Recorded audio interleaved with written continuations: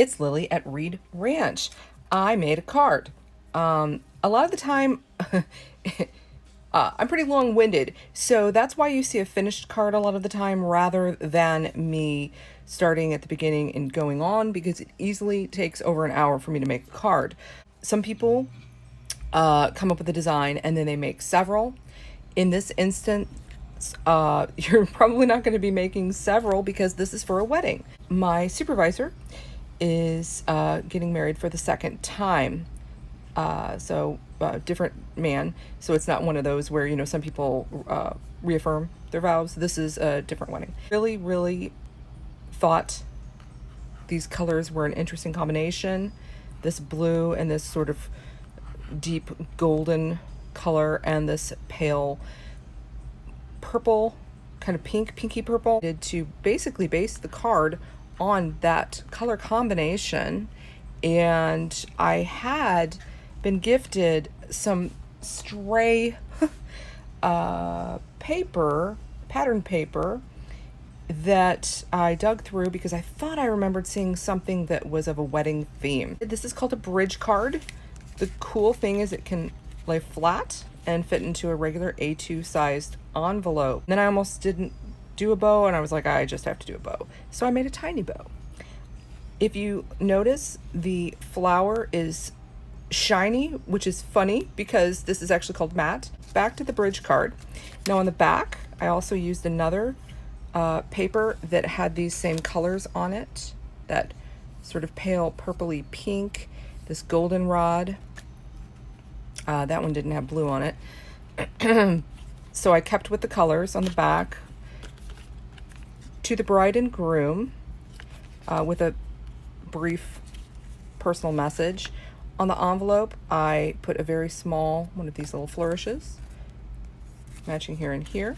Now, to the bride and groom, and those flourishes come from, this, I almost said kit. So this, I believe it was a bundle, actually, that I got. This is not part of it. So it says cheers, and it has these sentiments.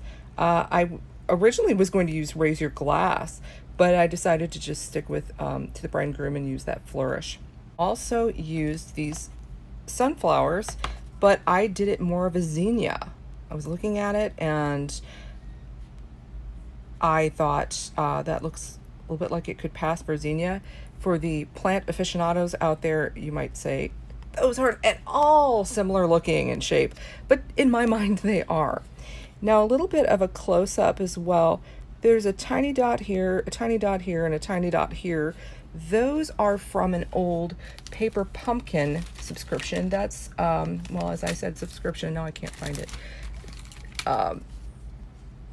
Not old, but it had like raindrops and these tiny, clear, basically just acrylic droplets. And I liked the idea of the droplets on that, especially because I had coated this. I used this Tim Holtz Distress,